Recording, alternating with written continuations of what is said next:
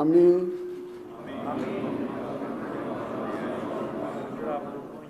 সংসদ সদস্য নির্বাচিত হইয়া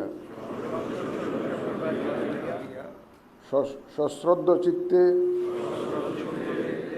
শপথ বা দৃঢ়ভাবে ঘোষণা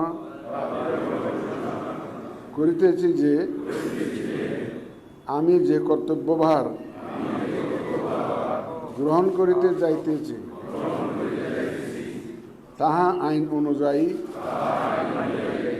ও বিশ্বস্ততার সহিত পালন করিব। আমি বাংলাদেশের প্রতি অকৃত্রিম বিশ্বাস ও আনুগত্য পোষণ করিব এবং সংসদ সদস্যরূপে আমার কর্তব্য পালনকে